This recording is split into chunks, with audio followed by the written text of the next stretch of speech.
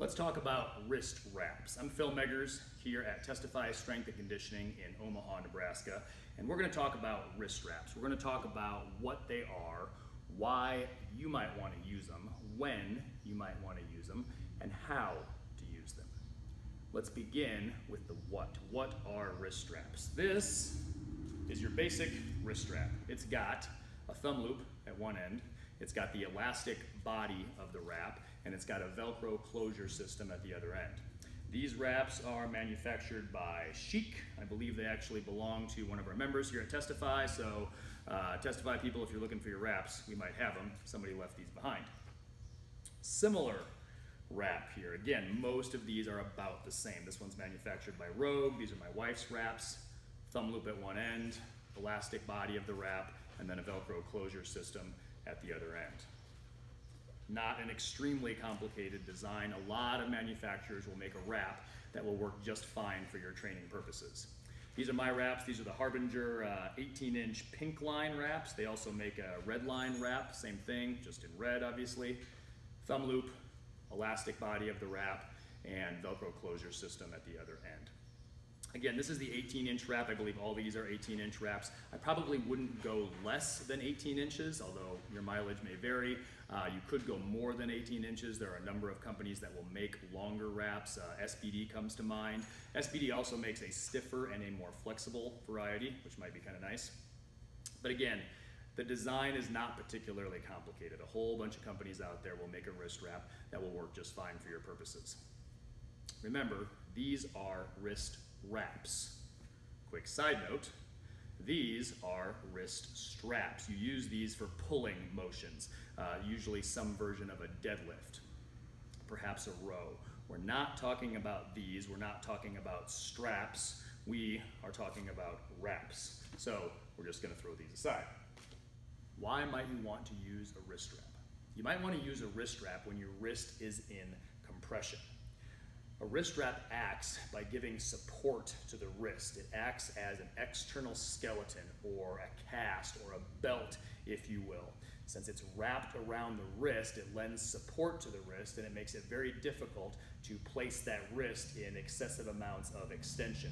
So some compressive situations that involve the wrist where you might want to wear a wrist wrap would involve the press, that is to say the overhead press, the bench press, really all of the pressing motions.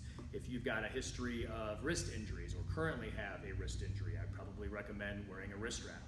If you squat with your thumbs wrapped around the bar and your wrists in extension, I would certainly recommend wearing a wrist wrap. If you are an Olympic lifter, a lot of weightlifters or Olympic lifters will wear wrist straps. If you think about the snatch is a lift that starts off with the wrist in tension. The bar is sitting on the floor, you're pulling it off of the floor, and generally speaking, wrist straps are useless for pulling motions. However, the snatch finishes in a situation overhead. It finishes with the wrist in compression, and for that reason, a wrist wrap can be very useful for the Olympic lifts. Likewise, the jerk, it finishes overhead in compression. To a certain extent, a wrist strap can be very useful for the clean as well. These are all situations where a wrist strap would be useful. When should you put on your wrist straps? A reasonable approach is to treat your wrist straps like your belt. So go ahead and put on your wrist straps for your last warm-up as well as all of your work sets. You don't need your wrist straps on for the empty bar. You don't need your wrist straps on for the lighter warm-ups. Remember, the wrap is a tool. It's not supposed to be a crutch. Don't use the wrap to mask a problem that needs fixing. What I mean by that is, let's talk about the press for a moment, the overhead press, if you will. When you unrack a press, you should unrack a press with relatively neutral wrists. If you're unracking a press like this and your wrists are in pretty severe extension there, and we're talking about the empty bar here, that's a problem that needs fixing. And that fix does not come from the wrap. That fix comes from the lifter. We need to learn how to unrack the bar with relatively straight wrists. You should be able to press the empty bar and most of your warm-ups with relatively straight wrists without the aid of a wrap. With time and experience, you're going to discover whether or not you want to wear the wraps a little bit, perhaps earlier than your last warm-up. But again, the wrap is not supposed to cover up a problem that needs fixing. It's a tool, it's not a crutch. How do you put on a wrist wrap? Well, this is not a particularly complicated process, but people get it wrong more often than you might think. So let's take a look at this. Remember, it's a wrist wrap. It's not a forearm wrap. It's not a hand wrap. It's a wrist wrap. So make sure that you wear it around the wrist. Here's a reasonable approach. This would be, if you put your wrist wrap on the way that I'm teaching in this video, this would be the right wrist wrap. So you're going to place your thumb through the thumb loop. You're going to place the wrist wrap over the back of the wrist here. And I'm going to line up this black line, this tiny little black line going down the middle of this wrap. I'm going to line it up on this bony projection on my wrist right here. I don't know if you can see it from there, but you can find that bony projection on your own wrist. This is called the styloid process of the ulna. The name doesn't matter that much, the location does. A reasonable approach is to place that center line right on that styloid process, maybe just a little bit higher towards the hand from there. But this is a good start. From there, you're going to apply a little bit of tension and keep applying the wrap around the wrist. Close it off with the Velcro closure and take the thumb loop off. Once this wrap is on, if it's on fairly snugly, you'll notice that the wrist wrap immediately provides support to the wrist. It's harder to extend the wrist. It's also harder to flex the wrist. So the wrap is doing its job. It's acting as that external skeleton or that belt from the wrist. How do people get this wrong? Well, people usually get this wrong by wrapping it around the forearm. In other words, they wrap it too low. So instead of wrapping it around the wrist, they'll wrap it down here.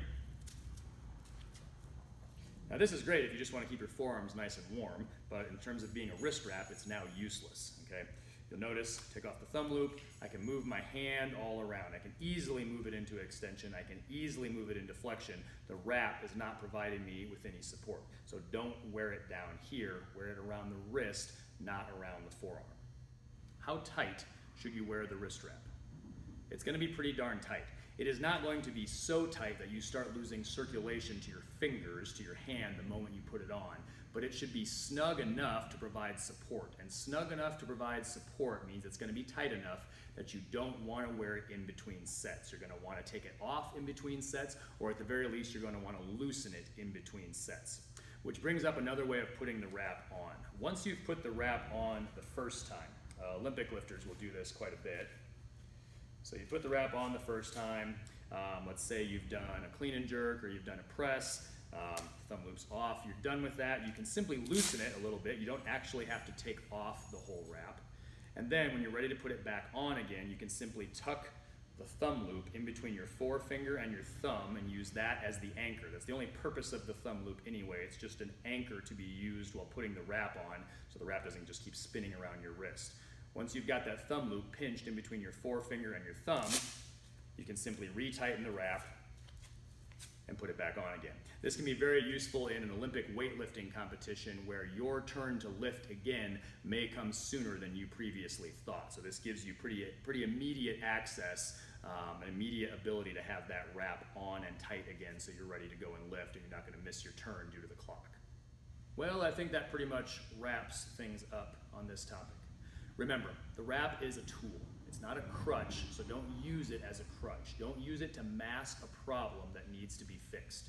For instance, on the press, you're not going to use your wraps on your empty bar warm-ups. You're not going to use your wraps on your lighter warm-ups because these are weights where you should be able to maintain relatively straight, neutral wrists. But when the weight gets heavy, when it's appropriate, you might just find that the wrap is a very useful tool. And I hope that this video helps you use it effectively.